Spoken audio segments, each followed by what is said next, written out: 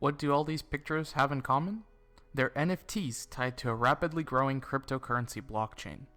Many similar images have sold for millions in recent years, sparking controversy as to the legitimacy of the novel financial system that permits their success.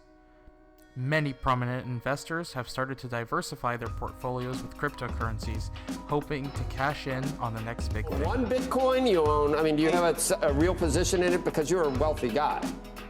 I have millions of dollars. 20% of my portfolio is now in cryptocurrencies and blockchain. If you find a crypto token or application that really provides value and utility, that's where you invest, and that's what I look for. However, as the revolution of decentralized finance approaches, most Americans are sitting idly by as opportunities slip through their fingertips. The world of crypto is not one reserved for the 1%, but a foundation for universal economic growth.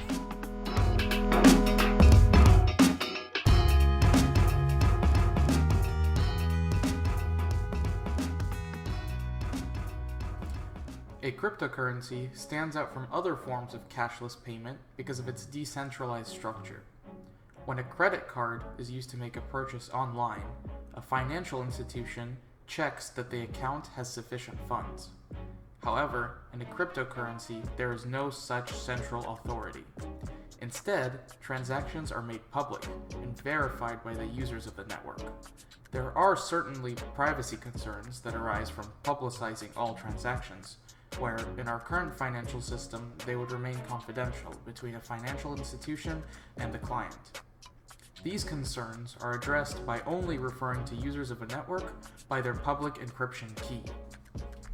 In other words, it is very challenging to attribute a transaction to a specific individual. The exact mechanism by which transactions are verified is more complex. When a transaction is made, it's broadcast to all the users on the cryptocurrency's network, known as nodes. Each node then collects the transactions into a block and works on finding a complex proof of work for that block. More specifically, nodes run the transactions through a complex mathematical function that generates a string of bits, ones or zeros, that is specific to that block. The first node to produce this code receives a reward in the form of some of the cryptocurrency. This competition mechanism ensures that transactions are verified with a degree of urgency. Dedicated users, called miners, used vast amounts of computing power in an effort to win the reward for verifying a block. When the string of bits, better known as a hash, is generated, it is shared to all the other nodes in the network. If the proof of work is correct, indicating a match between the transactions in the block and the transactions initially broadcast to the nodes, the block is verified. The nodes indicate their acceptance of the new block by working on a proof of work for the next block. However, if they're not a match, indicating fraud, the network continues searching for a correct hash. This verification mechanism introduces several security measures that decrease its susceptibility to attack. Each block depends on its predecessor's hash. In other words, if you change the hash of a block, you affect the hashes of all blocks that follow it. This is why the record of all transactions in a cryptocurrency is usually called a blockchain rather than a ledger. The blockchain operates on the principle that more work makes the transactions more trustworthy. This means that in order for an attacker to make fraudulent transactions, they would have to catch up to the computational work already performed on the longest chain, a task that is generally infeasible.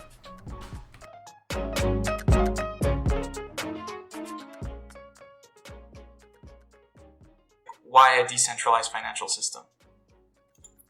Wow, that's a great question. It's my understanding that, for example, we have a Federal Reserve. We have a Federal Reserve chairman. These are the people that are charged with saying, okay, inflation's at a 40-year high, which it is. We're right in and around 8%, if not 8%. For that reason, we know that we should raise interest rates, because raising interest rates can cool off the concept of borrowing money and buying things. The more we're buying, the less of those things we have, and prices go up. And so that's kind of what we're experiencing, and you add the shortage to that, and it's not a good situation. So we're faced with inflation. We have these people that are in place to make these high-level decisions, such as raising interest rates or lowering interest rates to help stimulate economic activity. In some cases, it could be printing more money. Printing more money, putting more money out into the money supply does in essence what? It could be devaluing the money that's already in circulation. So I think it's for these reasons you have a community that's born who has the ability to create what they've created, this sort of alternative currency, cryptocurrency, to combat that, almost kind of stick it to the system, if you will. Another opportunity to stick it to the system is presented by non-fungible tokens, also known as NFTs, which have been made possible by the smart contracts framework of the Ethereum blockchain. Artists and musicians, ranging from world-famous celebrities to at-home creators, have leveraged this technology to bypass the traditional record labels and management companies that would normally take a chunk of their profits. So you're using a new technology to help raise the profile and fund these initiatives. I have been working on my NFT projects since I left the White House. My NFTs, they are available on melaniatrump.com. 3 Brophy college prep students are diving into the business of NFTs, or non-fungible tokens. In this case, these local kids have created about 750 NFT art pieces that they're selling for about $800 each. So if you're keeping track, that's about 60 grand just in sales for this group of Valley teenagers. They plan to use these. The smart contracts framework allows documents other than digital art to be registered through the blockchain. There's such a buzz going on about NFTs. Those crazy little pieces of digital art, for example, trading for millions of dollars. Everybody's excited about it, but here's the truth. I think the biggest opportunities in NFTs are tied to physical assets. Let me give you an example. Watches. Now, watches grow in value as they get older. In other words, if you buy a watch from a company like Patek Philippe and it becomes vintage, it's worth way more than what you bought it for. But you don't know if you're buying a fake watch when you buy a vintage watch. So an NFT can become the certificate of authentication. That's what the big potential is. Blockchain technologies such as decentralized finance, more commonly referred to as DeFi, have the potential to reduce barriers to global investment. Will DeFi disrupt the existing financial markets? And the answer is 100% yes. When you buy a stock in Switzerland or Germany or in England, you either pay in Swiss francs, euros, or British pounds. And I do that all the time. But before I can do that, I have to take US dollars and exchange it into the local currency, let's say euros. Every time I do that, I have to pay a currency trader. Now that is zero value added to me. When we get DeFi working and regulators on both sides of the pond agree, I can do that transaction with zero cost or next to zero. So that will make it more efficient. That's just one use. And by the way, the currency market is a multi-trillion-dollar market, the largest in the world, full of friction, full of cost, full of fees you have to pay. DeFi will eliminate that. Despite the economic potential presented by cryptocurrency and blockchain technology, one major concern has put its longevity in question: climate change. Cryptocurrency is a new kind of payment network. It's largely free of regulation, and transactions can be harder to trace. But this anonymity has a price, and the planet is paying it. The issue is how crypto is made in cyberspace. It's called mining, but instead of digging for diamonds or gold, computers are digging for answers. The answers to the cryptographic problems of the proof-of-work verification system have extraordinary energy demands. And with the competitive nature of the proof-of-work system, miners will continue to expand their operations, increasing their profits and their emissions. Because the majority of electricity is generated through the combustion of fossil fuels, crypto is adding to an already severe crisis. There's a huge motivation, if you're a Bitcoin miner, to burn an awful lot of electricity. And that's the problem. You don't just burn a Norway's worth amount of electricity and have no carbon footprint. If you wanted to be a crypto miner in the 2010s, your home computer might be enough to get you started. Today, you need a bunch of specialized, very powerful computers. They're known as mining rigs, and they use a stunning amount of electricity. We're talking about a system which is built from the ground up to encourage people to use about £200,000 worth of electricity every 10 minutes. That, when you scale it up, is about 2.5 times the energy use per year of Amazon, Apple, Facebook, Microsoft, and Google combined. 120 terawatt hours of electricity.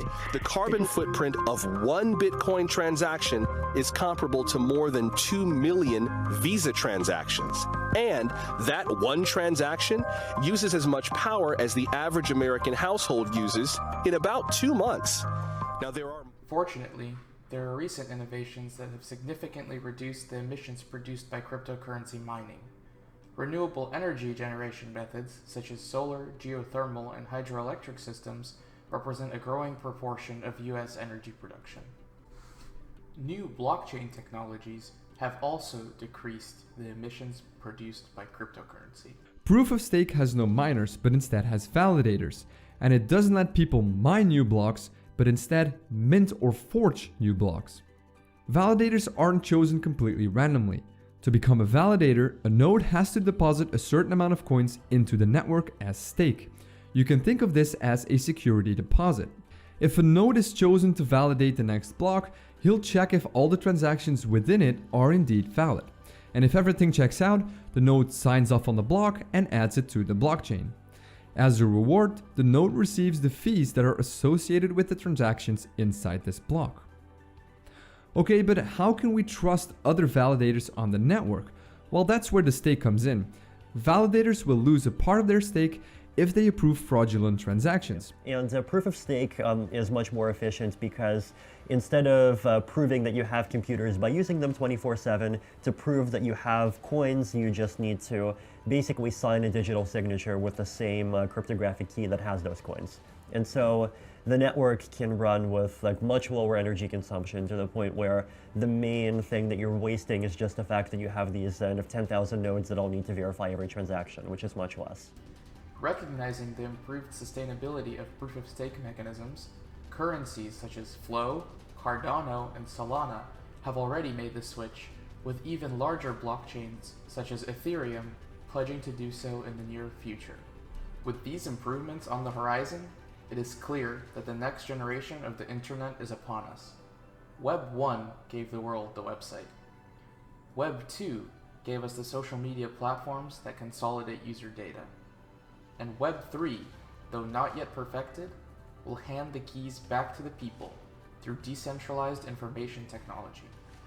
There is no doubt that the blockchain will change the global economy and the cyberspace. The only question that remains is when.